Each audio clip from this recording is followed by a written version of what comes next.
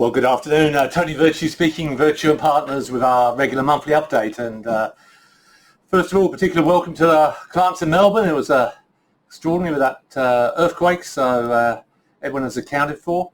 And more generally, obviously, both New South Wales and Victoria are still in lockdown. So it's a difficult time. Hopefully the vaccination rates are coming up and we'll get back to some level of normality soon. There's always good and bad happening in the markets, and it's always a bit of a judgment call.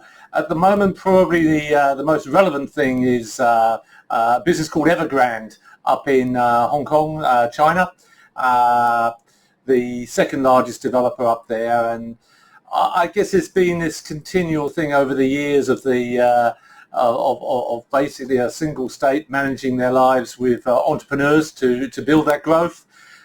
From time to time that gets out of whack, and there's been a circumstance where really they've probably grown too quickly, funded by Chinese banks, which are controlled by the Chinese government, to a point where verging on defaults now back to the private sector.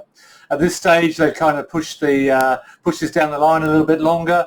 The reality of the whole thing is that they built more than what they need up there. Needs to be a period of consolidation while that gets filled. Supposedly there's something in the order of half the size of Manhattan that is half built at the moment, and obviously they'll need to complete that.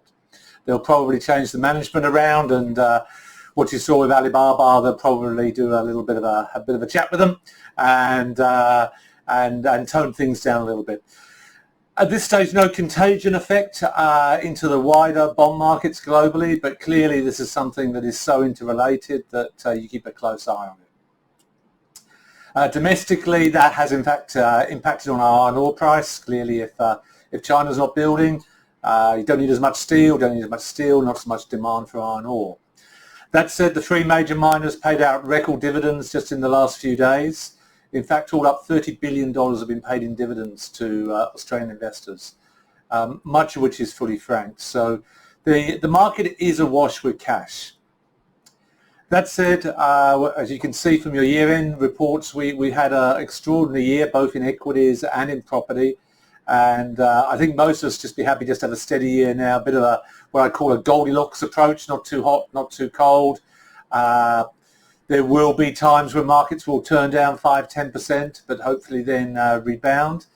The key remains interest rates, of course, and governments are going to be loath to lift rates, both here and in the US. The bond buying has slowed down. Here, Apple will probably bring in some kind of speed limits for investors buying properties. The easiest way to do that is that we calculate on a higher rate of interest than you're actually paying. So get a few more declines, try and slow things down a little bit. But clearly after I think the trauma is the right word, of the last 2 years with this virus, there needs to be a time of stability. And if I can end with a positive note, back 100 years ago we had this with the Spanish flu in 1920. We then had 10 very, very good years after that, the roaring 20s. So let's be optimistic and believe that something like that could happen again. We're working away, Christmas parties all booked. We hope to be back to face-to-face as soon as possible. But in the meantime, we're here to help and support you. So that's enough for today. Tony Virtue, when experience pays.